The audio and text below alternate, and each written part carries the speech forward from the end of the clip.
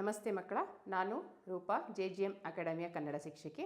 ನಿಮಗೆ ಗೊತ್ತು, ಜನವರಿ 18ನೇ ತಾರೀಕು ನವೋದಯ ಎಕ್ಸಾಮ್ ಇದೆ. ಅದಕ್ಕೋಸ್ಕರ ನಾವು ಟಾರ್ಗೆಟ್ ನವೋದಯ 60 ದಿನಗಳು ಅಂತ ಇದನ್ನು ಕ್ಲಾಸನ್ನು ಶುರು ಮಾಡಿದ್ದೀವಿ.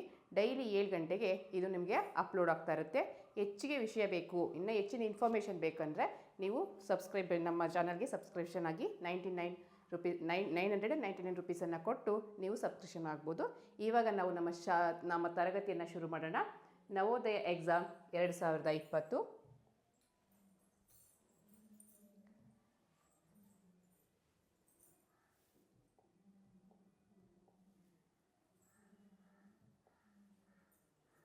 ನಿಮಗೆ ಒಂದು ಸೂಚನೆಯನ್ನು ಕೊಟ್ಟಿದ್ದಾರೆ. ಈ ವಿಭಾಗದಲ್ಲಿ 4 ವಾಕ್ಯ ಸಮುದಾಯಗಳಿವೆ.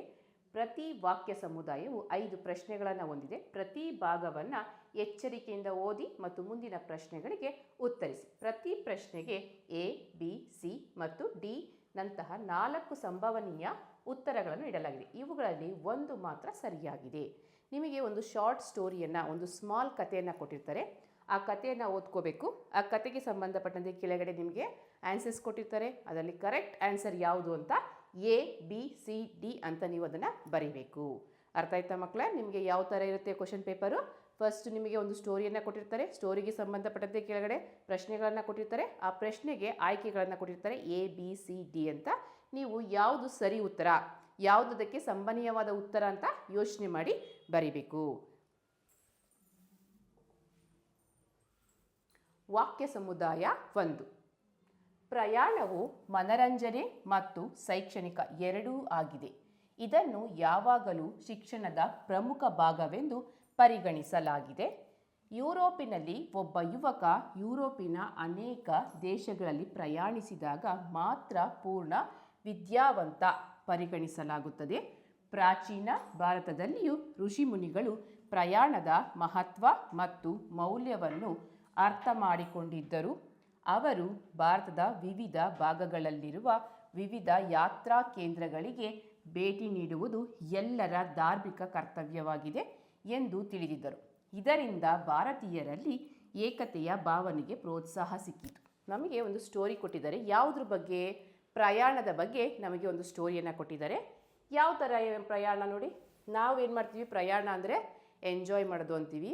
ಆದರೆ ಇಲ್ಲಿ ಯುರೋಪಿನಲ್ಲಿ ಪ್ರಯಾಣದಿಂದ ಒಬ್ಬ ವಿದ್ಯಾವಂತನ ಅವರು ಸರ್ಟಿಫೈಡ್ ಮಾಡೋದು ಯಾವುದರಿಂದ ಅಂದರೆ ಪ್ರಯಾಣದಿಂದ ಅಂತ ಹೇಳ್ತಿದ್ದಾರೆ. ಪ್ರಯಾಣವು ಮನರಂಜನೆ ಮತ್ತು ಶೈಕ್ಷಣಿಕ ಎರಡೂ ಆಗಿದೆ. ಈ ಕಥೆಯ ಪ್ರಕಾರ ಮನರಂಜನೆ ಅನ್ನೋದು ಏನಾಗಿದೆ, ಶೈಕ್ಷಣಿಕ ಅಂದರೆ ನಾವು ಪ್ರಯಾಣ ಮಾಡೋದ್ರಿಂದ ಮನರಂಜನೆ ಸಿಗುತ್ತೆ ಮತ್ತು ಶೈಕ್ಷಣಿಕ ಅಂದರೆ ಶಿಕ್ಷಣನೂ ಸಿಗುತ್ತೆ. ಎರಡೂ ಆಗಿದೆ. ಏನಾಗಿದೆ? ಒಂದು ಮನರಂಜನೆ ಮತ್ತೊಂದು ಶೈಕ್ಷಣಿಕ ಶಿಕ್ಷಣ ಎರಡೂ ಸಹ ನಮಗೆ ಪ್ರಯಾಣದಿಂದ ಸಿಗುತ್ತೆ. ಮನರಂಜನೆ ಮತ್ತು ಶೈಕ್ಷಣಿಕ ನಮಗೆ ಪ್ರಯಾಣದಿಂದ ಯಾವ ಥರ ನಮಗೆ ಉಪಯೋಗ ಇದೆ ಅಂತ ಹೇಳ್ತಿದ್ದಾರೆ. ಮನರಂಜನೆ ಮತ್ತು ಶಿಕ್ಷಣ ಎರಡೂ ಸಿಗುತ್ತೆ. ಶೈಕ್ಷಣಿಕ ಅಂದ್ರೇನು? ಶಿಕ್ಷಣ. ಇದನ್ನು ಯಾವಾಗಲೂ ಶಿಕ್ಷಣದ ಪ್ರಮುಖ ಭಾಗವೆಂದು ಪರಿಗಣಿಸಲಾಗಿದೆ. ಅವ್ರು ನಿಮಗೆ ಸ್ಟೋರಿಯಲ್ಲಿ ಏನು ಹೇಳ್ತಿದ್ದಾರೆ? ಪ್ರಯಾಣ ಅನ್ನೋದು ಶಿಕ್ಷಣದ ಒಂದು ಪ್ರಮುಖ ಭಾಗ, ಇಂಪಾರ್ಟೆಂಟ್. ನಿಮಗೆ ಶಿಕ್ಷಣಕ್ಕೆ ಪ್ರಯಾಣ ಅನ್ನೋದು ತುಂಬ ಇಂಪಾರ್ಟೆಂಟ್ ಅಂತ ಹೇಳ್ತಾ ಇದ್ದಾರೆ. ಯುರೋಪಿನಲ್ಲಿ ಒಬ್ಬ ಯುವಕ ಯುರೋಪಿನ ಅನೇಕ ದೇಶಗಳಲ್ಲಿ ಪ್ರಯಾಣಿಸಿದಾಗ ಮಾತ್ರ ಅವನು ಪೂರ್ಣ ವಿದ್ಯಾವಂತ ಎಂದು ಪರಿಗಣಿಸಲಾಗುತ್ತದೆ. ಇವಾಗ ನಮ್ಮ ದೇಶದಲ್ಲಿ, ನಮ್ಮ ರಾಜ್ಯದಲ್ಲಿ ನೀವು ನೋಡೋ ಹಾಗೆ ನಮಗೆ ಸರ್ಟಿಫಿಕೇಟ್ ಬಂದರೆ ಸಾಕು, ನಾವು ಆ ಡಿಗ್ರಿಯನ್ನು ಕಂಪ್ಲೀಟ್ ಮಾಡಿದ್ದೀವಿ, ನಾವು ವಿದ್ಯಾವಂತರು. ಆದರೆ ಯುರೋಪಿನಲ್ಲಿ ಆ ಥರ ಅಲ್ಲ. ಯಾವ ಥರ ಇದೆ ಅಲ್ಲಿ? ಒಬ್ಬ ಯುವಕ ಯುರೋಪಿನ ಅನೇಕ ದೇಶಗಳಿಗೆ ಪ್ರಯಾಣಿಸಿದಾಗ ಅವನು ಓದೋದ್ರ ಜೊತೆಗೆ ಅಲ್ಲಿರುವಂತಹ ಪ್ರಮುಖ ಪ್ರದೇಶಗಳಲ್ಲಿ ಪ್ರಯಾಣ ಮಾಡಿ ಅಲ್ಲಿರುವಂತಹ ಇನ್ಫಾರ್ಮೇಷನ್ಗಳನ್ನು ಅಂದರೆ ಮಾಹಿತಿಗಳನ್ನು ಅವನು ಕಲ್ತು ಅರ್ಥ ಮಾಡಿಕೊಂಡ್ರೆ ಮಾತ್ರ ಅವನು ಒಬ್ಬ ವಿದ್ಯಾವಂತ, ಪೂರ್ಣ ವಿದ್ಯಾವಂತ ಅಂತ ಅವನಿಗೆ ಸರ್ಟಿಫೈಡ್ ಮಾಡೋಕ್ಕಾಗುತ್ತೆ. ಪ್ರಾಚೀನ ಭಾರತದಲ್ಲಿಯೂ ಋಷಿಮುನಿಗಳು ಪ್ರಯಾಣದ ಮಹತ್ವವನ್ನು ಮತ್ತು ಮೌಲ್ಯವನ್ನು ಅರ್ಥ ಮಾಡಿಕೊಂಡಿದ್ದರು. ಬರೀ ಯುರೋಪಿನಲ್ಲ, ನಮ್ಮ ಪ್ರಾಚೀನ ಭಾರತದಲ್ಲಿ, ನಮ್ಮ ಸನಾತನ ಧರ್ಮದಲ್ಲಿಯೂ ಸಹ ನಾವು ಋಷಿಮುನಿಗಳು ಪ್ರಯಾಣದ ಮಹತ್ವ ಮತ್ತು ಮೌಲ್ಯವನ್ನು ಅರ್ಥ ಮಾಡ್ಕೊಂಡಿದ್ರು. ನಿಮಗೆ ಗೊತ್ತಿರ್ಬೋದು, ಸ್ವಾಮಿ ವಿವೇಕಾನಂದರು ಸಹ ಸನ್ಯಾಸ ದೀಕ್ಷೆ ತಗೊಂಡ್ಮೇಲೆ ಅವರು ನಮ್ಮ ದೇಶದ ಮೂಲೆಯನ್ನು ಸಹ ಅವರು ಸಂದರ್ಶನ ಮಾಡಿದರು. ಯಾಕೆ? ಆ ಪ್ರಯಾಣದ ಮಹತ್ವ ಅವರಿಗೆ ಗೊತ್ತಿತ್ತು. ಅಂದರೆ ಪ್ರದೇಶಗಳನ್ನು ನಾವು ಭೇಟಿ ಕೊಟ್ಟಾಗ ಆ ಪ್ರದೇಶದ ಆಚಾರ ವಿಚಾರ ಅಲ್ಲಿರುವಂತಹ ಸಂಸ್ಕೃತಿ ಎಲ್ಲವನ್ನು ನಾವು ಡೈರೆಕ್ಟಾಗಿ ಅಂದರೆ ದೃಶ್ಯ ವೀಕ್ಷಣೆಯಿಂದ ನಾವು ತಿಳ್ಕೊಬೋದು. ಯಾವುದರಿಂದ ತಿಳ್ಕೊಬೋದು? ದೃಶ್ಯ ವೀಕ್ಷಣೆ. ನಾವು ಯಾವುದೇ ಒಂದು ಕೆಲಸ ಮಾಡಲಿ, ನಾವು ದೃಶ್ಯ ವೀಕ್ಷಣೆ ಮಾಡೋದ್ರಿಂದ, ನಾವು 10 ಸಲ ಓದೋದ್ರಿಂದ 1 ಸಲ ನೋಡೋದ್ರಿಂದ ಅದು ನಮ್ಮ ತಲೆಗೆ ಜಾಸ್ತಿ ರಿಜಿಸ್ಟರ್ ಆಗಿಬಿಡುತ್ತೆ. ದೃಶ್ಯ ವೀಕ್ಷಣೆಯಿಂದ ನಮಗೆ ಜಾಸ್ತಿ ನಮ್ಮ ಮೆಮೊರಿ ಪವರಲ್ಲಿ ಅದು ರಿಜಿಸ್ಟರ್ ಆಗುತ್ತೆ. ಅದಕ್ಕೋಸ್ಕರ ಏನು ಮಾಡ್ತಾಯಿದ್ರು, ಇಂದಿನ ಕಾಲದಲ್ಲಿ ಋಷಿ ಮುನಿಗಳು ಪ್ರಯಾಣವನ್ನು ಮಾಡ್ತಾಯಿದ್ರು. ಅದರ ಮೌಲ್ಯ ಅಂದರೆ ಅದಕ್ಕೆ ಅದು ವ್ಯಾಲ್ಯೂ ಏನು, ಅದರ ಬೆಲೆ ಏನು ಅಂತ ಅವರಿಗೆ ಋಷಿ ಮುನಿಗಳಿಗೆ ಗೊತ್ತಿತ್ತು. ಅವರು ಭಾರತದ ವಿವಿಧ ಭಾಗಗಳಲ್ಲಿರುವ ವಿವಿಧ ಯಾತ್ರಾ ಕೇಂದ್ರಗಳಿಗೆ ಭೇಟಿ ನೀಡುವುದು ಅವರ ಧಾರ್ಮಿಕ ಕರ್ತವ್ಯವಾಗಿತ್ತು. ಋಷಿ ಮುನಿಗಳು ಅಂದರೆ ಅವರ ಧಾರ್ಮಿಕ ಕರ್ತವ್ಯ ಅಂದರೆ ಅವರ ಡ್ಯೂಟೀಸ್ ಏನಾಗಿತ್ತು ಧಾರ್ಮಿಕವಾಗಿ ಅಂದರೆ ನಮ್ಮ ಭಾರತದಲ್ಲಿರುವಂತಹ ವಿವಿಧ ಯಾತ್ರಾ ಕೇಂದ್ರಗಳು. ಯಾತ್ರಾ ಕೇಂದ್ರ ಮೀನ್ಸ್ ವಾಟ್? ಧಾರ್ಮಿಕ ಸ್ಥಳಗಳು ಅಂದರೆ temple. For example Kashi, Dharmasthala. ನಮ್ಮ ಯಾತ್ರಾ ಸ್ಥಳಗಳು ಗೊತ್ತಲ್ಲ ನಿಮಗೆ ಕರ್ನಾಟಕದಲ್ಲಿ? ಕಾಶಿ, ಧರ್ಮಸ್ಥಳ, ಹಾಗೆ ವಿವಿಧ ಯಾತ್ರಾ ಸ್ಥಳಗಳಿಗೆ ಅವರು ಭೇಟಿ ನೀಡೋದು ಅವರ ಧಾರ್ಮಿಕವಾದಂತಹ ಕರ್ತವ್ಯವಾಗಿತ್ತು ಅಂತ ಋಷಿ ಮುನಿಗಳು ಅವರು ಪರಿಗಣಿಸ್ತಾ ಇದ್ರು. ಇದರಿಂದ ಭಾರತೀಯರಲ್ಲಿ ಏಕತೆಯ ಭಾವನೆಗೆ ಅಂದರೆ ಇದರಿಂದ ಭಾರತೀಯರಲ್ಲಿ ಏನಾಗ್ತಾ ಇತ್ತು? ಏಕತೆಯ ಭಾವನೆ ಅಂದರೆ ನಾವೆಲ್ಲರೂ ಒಂದು, ವಿ ಆರ್ ಇಂಡಿಯನ್ಸ್, ನಾವು ಭಾರತೀಯರು ಅಂತ ಅವರಲ್ಲಿ ಏಕತೆ ಭಾವನೆಯ ಮೂಡ್ತಾ ಇತ್ತು. ಅದಕ್ಕೋಸ್ಕರ ನಾವು ಏನು ಮಾಡಬೇಕಿತ್ತು? ಪ್ರಯಾಣವನ್ನು ಮಾಡಬೇಕು. ಪ್ರಯಾಣಕ್ಕೆ ಅಷ್ಟು ಎಜುಕೇಷನ್ನಲ್ಲಿ ಅಂದರೆ ಶಿಕ್ಷಣದಲ್ಲಿ ಶೈಕ್ಷಣಿಕವಾಗಿ ಪ್ರಯಾಣಕ್ಕೆ ಅಷ್ಟು ಮಹತ್ವವನ್ನು ಕೊಡ್ತಾಯಿದ್ರು. ಯುರೋಪಿನಲ್ಲಿ ಮಾತ್ರವಲ್ಲದೆ ನಮ್ಮ ಸನಾತನ ಧರ್ಮದಲ್ಲಿ ಭಾರತದಲ್ಲಿಯೂ ಸಹ ನಾವು ಪ್ರಯಾಣಕ್ಕೆ ಹೆಚ್ಚು ಮಹತ್ವ ಮತ್ತು ಮೌಲ್ಯವನ್ನು ಕೊಡ್ತಾ ಇದ್ವಿ ಅಂತ ನಿಮಗೆ ಈ ಕಥೆಯ ಮೂಲಕ ಅಂದರೆ ವಾಕ್ಯ ಸಮುದಾಯ 1ರಲ್ಲಿ ನಿಮಗೆ ಅರ್ಥ ಆಗುತ್ತೆ. ವಾಕ್ಯ ಸಮುದಾಯ 1ರಲ್ಲಿ ಏನಿದೆ? ನಮಗೆ ಪ್ರಯಾಣದ ಬಗ್ಗೆ ಮಾಹಿತಿ ಇದೆ. ಪ್ರಯಾಣದಿಂದ ನಮ್ಗೆ ಏನೆಲ್ಲ ಶಿಕ್ಷಣ ಸಿಗುತ್ತೆ, ಯಾವ ಥರ ಯುರೋಪಿನಲ್ಲಿ ಒಬ್ಬ ವಿದ್ಯಾವಂತ ಆಗಬೇಕಂದ್ರೆ ಅವನು ಏನು ಮಾಡಬೇಕು, ಮತ್ತು ನಮ್ಮ ಋಷಿ ಮುನಿಗಳು ಪ್ರಯಾಣವನ್ನು ಯಾಕೆ ಮಾಡ್ತಾಯಿದ್ರು, ಅದರಿಂದ ಯಾವ ಥರ ಭಾವನೆ ನಮ್ಮಲ್ಲಿ ಮೂಡ್ತಾ ಇತ್ತು ಅಂತ ನಮಗೆ ಇದರಲ್ಲಿ ವಾಕ್ಯ ಸಮುದಾಯದಲ್ಲಿ ನಮಗೆ ಕೊಟ್ಟಿದ್ದಾರೆ.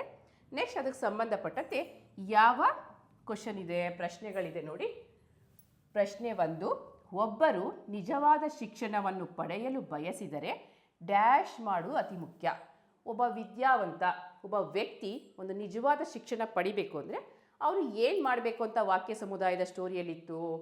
1 ವಿದ್ಯಾಭ್ಯಾಸ, 1 ಕೆಲಸ, 1 ಪ್ರಯಾಣ, 1 ಧ್ಯಾನ. ನಮಗೆ ಧ್ಯಾನ ಬಂದಿಲ್ಲ ನಮ್ಮ ಸ್ಟೋರಿಯಲ್ಲಿ, ಕೆಲಸನೂ ಬರಲಿಲ್ಲ, ವಿದ್ಯಾಭ್ಯಾಸನೂ ಬೇಡ. ನಮ್ಮ ಸ್ಟೋರಿಯಲ್ಲಿ ಏನಿದೆ ಮೇಯ್ನು? ಪ್ರಯಾಣ. ಇಲ್ಲಿ ನಾವು ಯಾವ ಆನ್ಸರನ್ನು ಚೂಸ್ ಮಾಡ್ಕೋಬೇಕು, ಆಯ್ಕೆ ಮಾಡ್ಕೋಬೇಕು?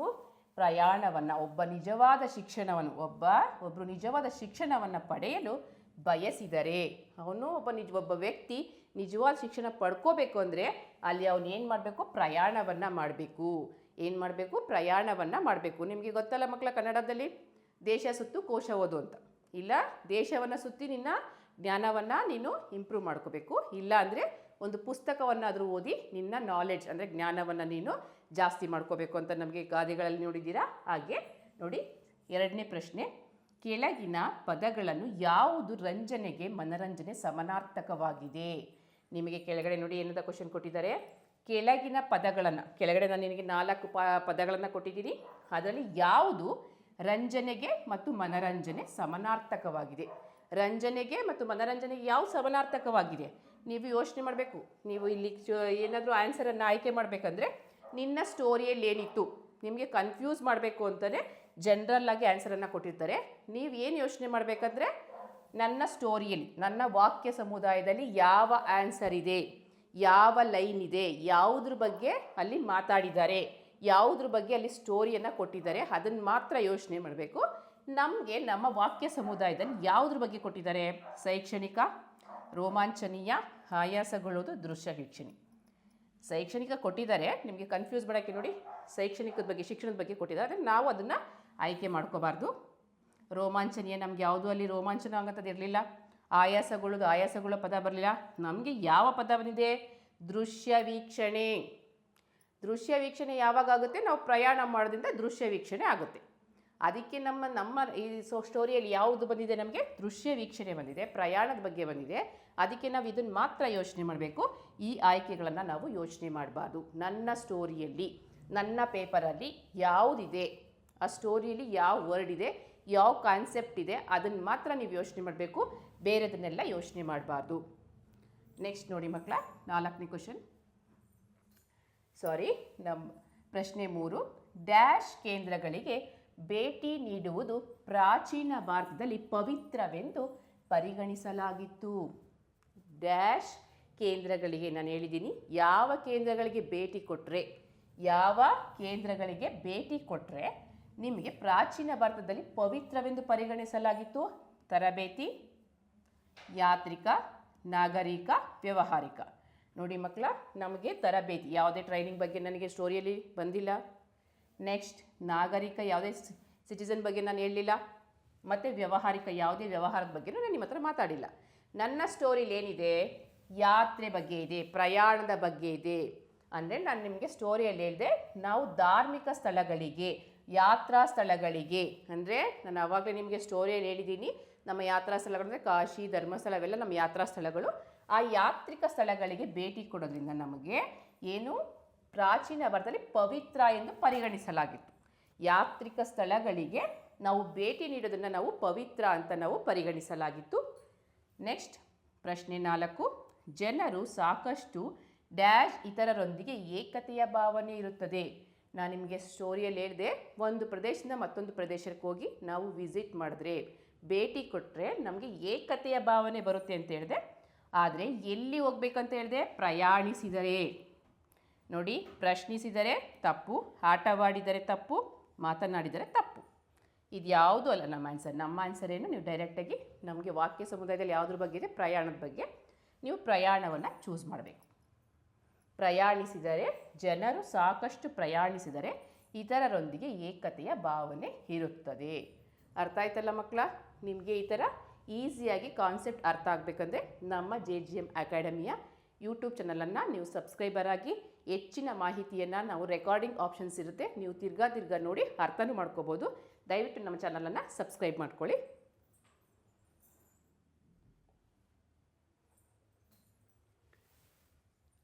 ಪ್ರಶ್ನೆ 5. ಋಷಿ ಎಂದರೆ ಡ್ಯಾಶ್ ವ್ಯಕ್ತಿ. ಋಷಿ ಎಂದರೆ ಡ್ಯಾಶ್ ವ್ಯಕ್ತಿ. ಚತುರ, ನೋ. ಉಚಿತ, ನೋ. ದುಷ್ಟ, ಯಾವುದು ಅಲ್ಲ. ಕಲಿತ ವ್ಯಕ್ತಿ. ಋಷಿ ಎಂದರೆ ಏನು? ಕಲಿತ ವ್ಯಕ್ತಿ. ಒಬ್ಬ ಕಲಿತ ವ್ಯಕ್ತಿ ಮಾತ್ರ ಅವನು ಋಷಿ ಆಗ್ತಾನೆ. ಋಷಿ ಕೆಲಸ ಏನು? ಅಡುಗೆ ಮಾಡೋದಾ? ಅಲ್ಲ. ಬಿಸ್ನೆಸ್ ಮಾಡ್ತಾನ? ಅಲ್ಲ. ಋಷಿ ಅಂದರೆ ಏನು? ಕಲಿತ ವ್ಯಕ್ತಿ ಅಂತ. ಋಷಿ ಅಂದರೆ ಏನು? ಕಲಿತ ವ್ಯಕ್ತಿ. ಇಷ್ಟು ಇವತ್ತಿನ ಒಂದು ವಾಕ್ಯ ಸಮುದಾಯದ ಎಕ್ಸ್ಪ್ಲನೇಷನ್ ಮತ್ತು ಸಂಬಂಧಪಟ್ಟ ಪ್ರಶ್ನೆಗಳನ್ನು ಯಾವ ರೀತಿ ನೀವು ಆಯ್ಕೆ ಮಾಡಬೇಕಂತ ಹೇಳ್ಕೊಟ್ಟಿದ್ದೀನಿ. ಇನ್ನು ಹೆಚ್ಚಿನ ಇನ್ಫಾರ್ಮೇಷನ್ ಕ್ಲಾಸ್ ಬೇಕಂದರೆ ನೀವು ನಮ್ಮ ಚಾನಲನ್ನು ಸಬ್ಸ್ಕ್ರಿಪ್ಷನ್ ಆಗಿ. ಟಾರ್ಗೆಟ್ ನವೋದಯ ಪರೀಕ್ಷೆ 60 ದಿನ ಅಂತ ನಾವು ಒಂದು ಟಾರ್ಗೆಟನ್ನು ಕೊಟ್ಟಿದ್ದೀವಿ. ಇದು ದಿನ 7 ಗಂಟೆಗೆ ಕ್ಲಾಸ್ಗಳು ನಮ್ಮ JGM ಅಕಾಡೆಮಿದ ಯೂಟ್ಯೂಬ್ ಚಾನಲಲ್ಲಿ ಬರುತ್ತೆ. ದಯವಿಟ್ಟು 999 ರುಪೀಸ್ ಕೊಟ್ಟು ನೀವು ಅದನ್ನು ಸಬ್ಸ್ಕ್ರಿಪ್ಷನ್ ಆಗಿ ನಮ್ಮ ಚಾನಲ್ಗೆ ನೀವು ಹೆಚ್ಚಿನ ಪ್ರೋತ್ಸಾಹನ ನೀಡಬೇಕಂತ ಕೇಳ್ಕೊತೀನಿ. ನಮಸ್ತೆ, ಧನ್ಯವಾದಗಳು.